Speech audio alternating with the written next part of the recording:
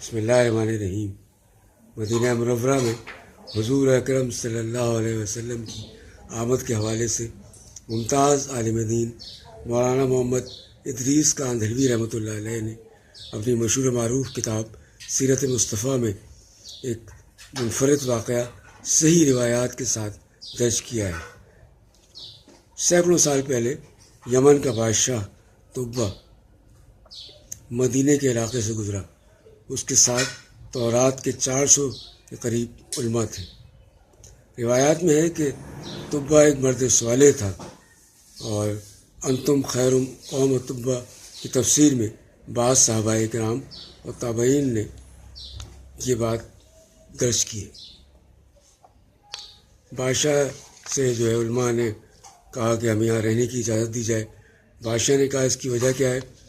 تو انہوں نے کہا کہ ہم نے اپنے انبیاء کے صحیفوں میں پڑھا ہے کہ آخری زمانے میں ایک نبی ہوں گے جن کا نام محمد صلی اللہ علیہ وسلم ہوگا، اور یہ سرزمین ان کا دارالہجرت ہوگی۔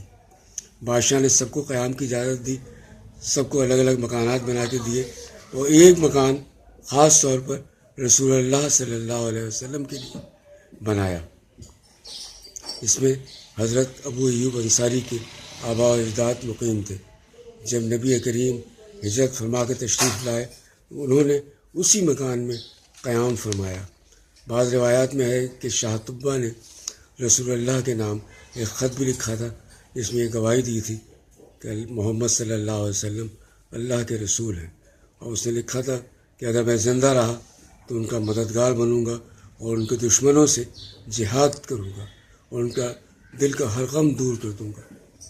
بعض روایات میں آتا ہے کہ حضرت ابو ایوب انصاری رضی اللہ عنہ نے یہ خط رسول اللہ صلی اللہ علیہ وسلم کو پیش کیا تھا۔